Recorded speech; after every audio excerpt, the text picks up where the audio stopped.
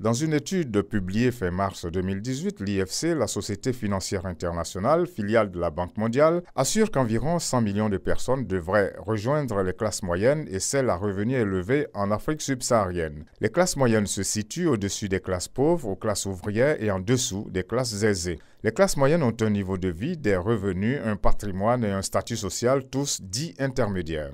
Toujours selon l'IFC, la consommation des ménages africains devrait atteindre 2,5 000 milliards de dollars en 2030 contre 1,1 000 milliards en 2015. Les dépenses des ménages devraient augmenter à un rythme de 5% par an dans la région contre une moyenne de 3,8% dans les autres pays en développement. Ces augmentations constituent un défi de taille auquel doivent répondre les économies africaines. Les économies africaines doivent contourner les freins liés aussi bien à des facteurs internes qu'externes. Et ces facteurs peuvent se révéler sur le moyen et le long terme comme de véritables aubaines pour ces économies dans la mesure où elles seront appelées à revoir leur stratégie dans plusieurs secteurs clés. L'émergence de nouvelles classes à revenus intermédiaires explique la forte demande en matière de biens et de services sur les marchés du continent malgré le climat économique morose des dernières années.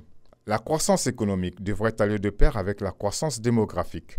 La demande en biens et services, notamment dans les secteurs du transport et des technologies de l'information et de la communication, a quasiment triplé en moins d'une décennie en Afrique. En outre, l'émergence en Afrique d'une classe à revenu moyen, estimée à environ 120 millions d'individus, est une bonne nouvelle pour le secteur privé du continent, car plus le nombre de potentiels consommateurs augmente, plus la demande de consommation est grande et plus les industries auront besoin de main-d'œuvre pour satisfaire les marchés.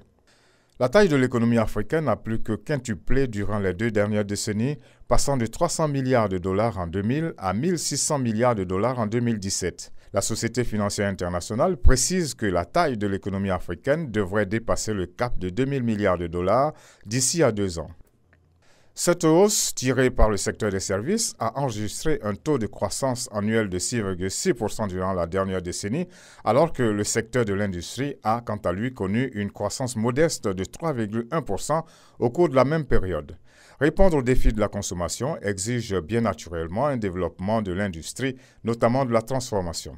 Le continent africain doit investir dans divers secteurs pour pouvoir espérer profiter du pouvoir d'achat croissant de sa population. Sinon, les 100 millions de personnes à revenus moyens et élevés que va compter le continent d'ici à 2030 profiteront aux multinationales étrangères, notamment chinoises, européennes ou américaines. La crise économique mondiale a permis de faire comprendre aux pays du continent africain que l'économie d'un pays ne peut être fondée exclusivement sur des matières premières ou des ressources tarissables et temporaires comme le pétrole.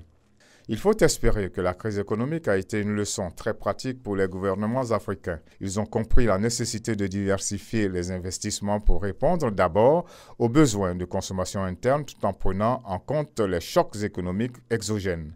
Pour répondre aux besoins des marchés, il faudra concentrer les efforts sur l'appropriation des nouvelles technologies et l'indépendance énergétique. Il faudra créer les conditions nécessaires pour la promotion des technologies de l'information et de la communication, mais surtout investir dans le secteur des énergies renouvelables pour l'indépendance énergétique de l'Afrique.